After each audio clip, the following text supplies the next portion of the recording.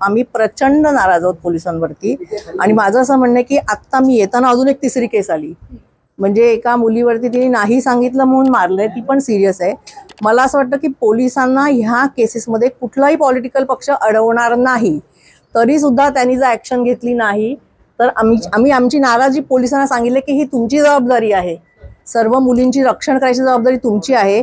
कुठलाही पॉलिटिकल पक्ष ह्याच्यात तुम्हाला अडवणार नाही की तुम्ही जसं पोर्शेमध्ये झालं, कोणीतरी आमदार गेलो होतं आणि थांबवलं, ह्याच्यात कोणीही अडवणार नाही। तुम्ही तुमची दहशत दाखवा, काय चाललंय। गेल्या 3 दिवसात जर 3 मुलींना, आणि हिंस्रपणा म्हणजे किती हिंस्रपणा, मी निर्भया केस आपण एक ऐकली होती, त्याच्यात सुद्धा तो 16 वर्षाचा मुलगा सुटला, हे चूकच आहे।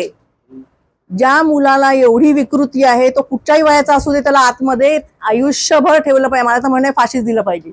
तशीच आत्ताची ही केस आहे।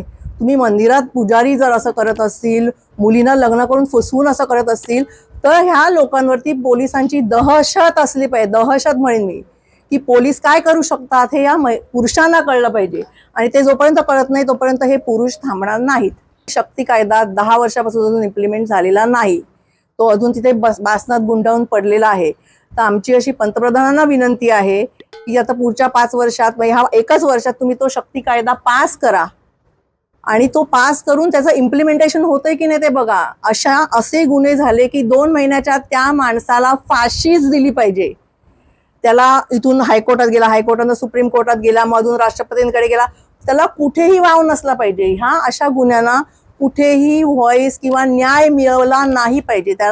त्यांनी जे केलंय त्याच्यावर त्याला पनिशमेंट झाली पाहिजे। मला असं वाटतं ह्याच्यात धार्मिक न आणता दुसरी जी केस आहे ती आपल्या मंदिरात झाली आहे, ती तर अति लाजिरवाणी आहे। पुरुषाला धर्म नसतो, हे जे असे कामं करतात ना ते पुरुषाला धर्म नसतो, त्याच्यामुळे धर्मनिरपेक्ष जो कोण पुरुष करतोय त्याला तात्काळ शिक्षा झाली पाहिजे, तो कुठच्याही धर्माचा असो। असं काही नाहीये की लव जिहाद केलं म्हणून त्याला मारायचं आणि मंदिरांनी पुजाऱ्यांनी केलं म्हणून त्याला सोडायचं, त्याला तेवढीच कडक शिक्षा झाली पाहिजे।